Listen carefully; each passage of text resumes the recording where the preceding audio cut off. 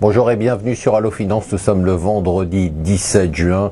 Aujourd'hui ça va être rapide parce que tout le monde ne parle bien évidemment encore que de la Grèce, tous les journaux. Vous avez vu la journée d'hier, toujours pas de gouvernement en Grèce, donc toujours pas de vote de confiance au Parlement.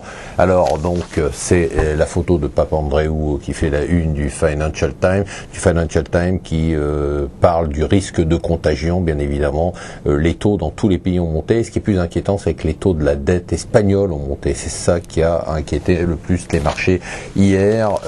Plus d'austérité, voilà ce que nous dit le Wall Street Journal. Deeper cut, encore plus d'austérité, un programme de privatisation encore plus important. Alors tout ça pourra être voté. Le problème, c'est que personne n'y croit. On sait déjà que la Grèce n'a appliqué aucune mesure parmi celles qui avaient déjà été décidées. La Grèce dans laquelle il n'y a même pas de système de récupération des impôts. On ne paye pas les impôts en Grèce, c'est ce qu'on a découvert. Il n'y a même pas de gens pour le faire. Il y a une administration fiscale qui est complètement inexistante. Donc comment va-t-on faire pour privatiser? Comment va-t-on faire pour réduire les dépenses? On se le demande bien. Alors je vous conseille un dossier qui est très bien fait, qui est fait dans les Échos, les 7 questions clés pour comprendre, avec toutes les questions importantes. Comment la Grèce est-elle arrivée à cette situation? Quel enjeu pour les banques créancières? Quel risque financier pour la Banque Centrale Européenne?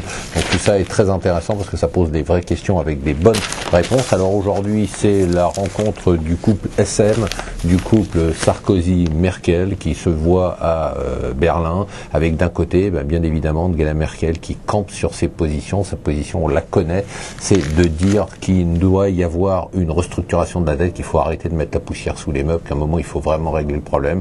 Et de l'autre, Nicolas Sarkozy qui lui répète ce que Jean-Claude Trichet lui a dit de dire, c'est-à-dire qu'il ne faut pas, bien évidemment, restructurer la dette parce que ça aurait un impact dévastateur pour les bilans des banques, à commencer d'ailleurs par celle qui crie le plus, la Banque Centrale Européenne, qui a des centaines de milliards d'euros d'emprunts portugais, espagnols, irlandais, grecs. Et bien évidemment, s'il y a une restructuration, il va falloir qu'elle se prenne une perte elle aussi, et elle n'a pas les moyens de le faire puisque la Banque Centrale Européenne n'a pas de moyens, et finalement tout ça retombe dans le budget européen et c'est finalement les contribuables de chaque pays qui vont payer.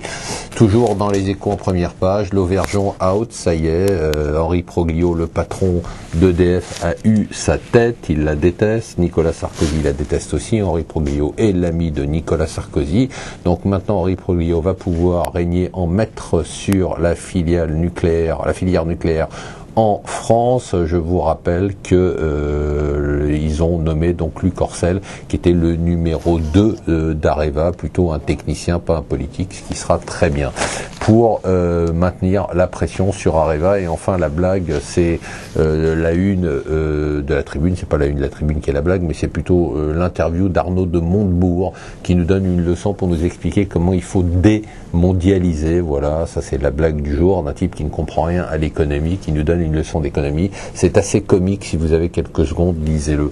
Voilà, on va encore bien évidemment vivre des journées agitées, alors bon courage et restez avec nous sur Allo Finance.